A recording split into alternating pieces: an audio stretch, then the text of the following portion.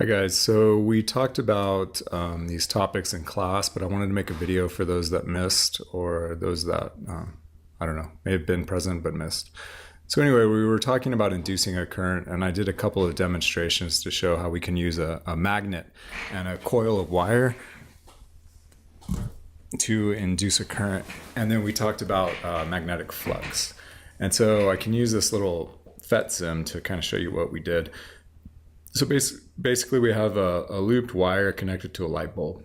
There's no battery source on this. There's no external source. And then we have a magnet. So if I move the magnet, you can see that the light bulb, it kind of lights up.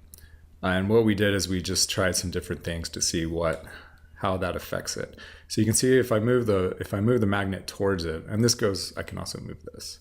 Same thing. Okay, so either one of these is moving. If I move the magnet towards it, it lights up. Likewise, let's see, if I slide it in front of the loop, you can see we get some current going on there. Let's see, if I take it up here and move it parallel, you really don't get much when you're moving parallel to it. And then there's another way we could flip the polarity. So I could do this. So it's flipping north and south. If I do that, you can see it lights up. That's kind of like spinning it.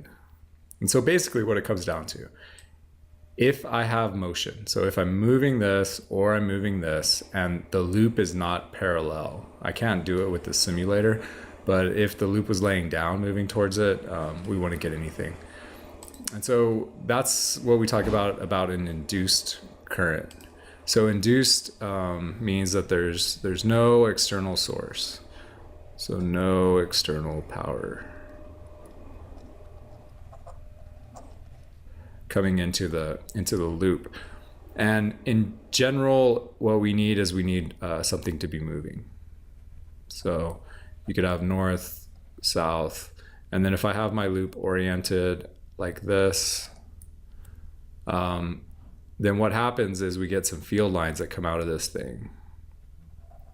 They're going to whip back around. I'm not going to draw all of them, or I'm not going to complete them, but this is the idea, because it's going to lead us to flux. And so it's these field lines. As I bring the magnet closer, then the field lines are getting more dense. And if I move it away, they get less dense. And this is what causes the current. And we're gonna quantify it with this idea of flux. If my loop though is parallel to the magnet. So if you had something like this, it's not going to happen because the field lines don't pass through the current. I mean through the loop, the area. Okay, that leads us to this idea of flux. So flux. And I gave an analogy in class. If you imagine you're outside in the rain. So all the little drops of rain, if you think of them as like vectors coming down. So these are raindrops falling.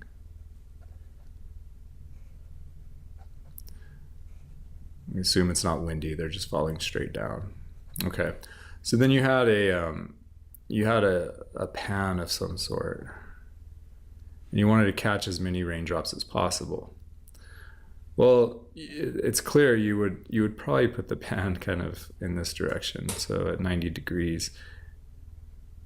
Now you could still get some if you had it at an angle, but you would end up getting less. And that's because the cross-sectional area, this area right here,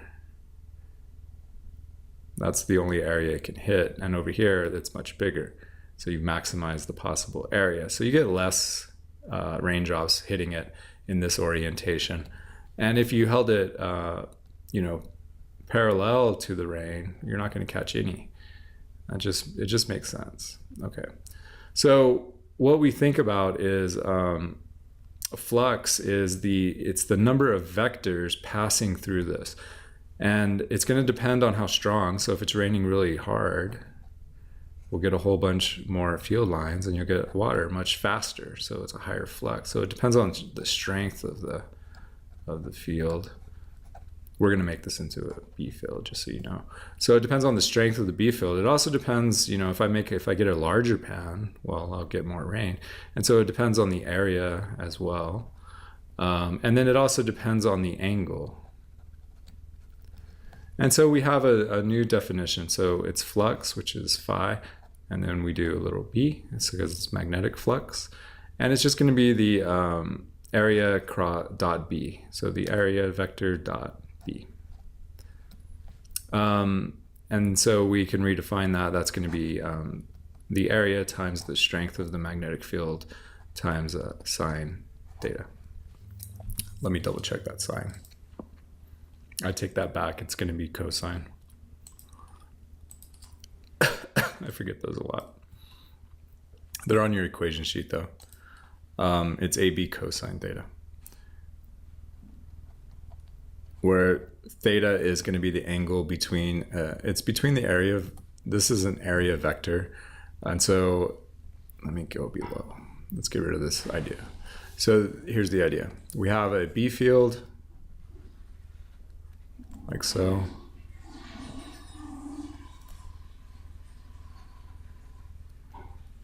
I'll draw another one.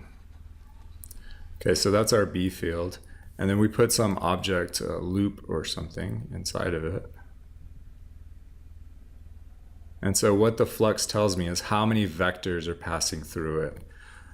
And it's going to be the angle. The A is a vector. What it is it's this area, and it's the perpendicular vector pointed like that. There's two of them. One goes up and one goes back the other way. But the angle between this and the B field right here, that's theta. So it's also the angle, like, you know, the loop is at 45 degrees. Well, then this is at 45 degrees because it's perpendicular. So that's the A. Okay, so flux is the density. So flux is the, call it the density of field vectors through an area.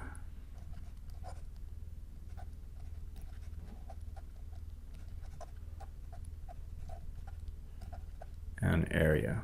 Okay, so now let's tie these together. So what produces a current? So notice with my magnet near a loop, I have flux. That's the density right here. So it's not flux that creates it, rather it's a change in the flux. Because as I move this, I'm going to end up with more or less field lines going through this, field vectors. And so it's a change in flux that induces a current in a wire. So it's the change in flux. I'll do it in purple. The change in, no, that doesn't work well. Let's do red. It's the change in flux. Oops. Or delta sigma that induces a current. Induces current. All right, I'm getting sloppy, but that's it. That's the basic idea. So just quick and dirty. Flux, we got to have some movement because we got to have a change in flux, otherwise we won't get an induced current.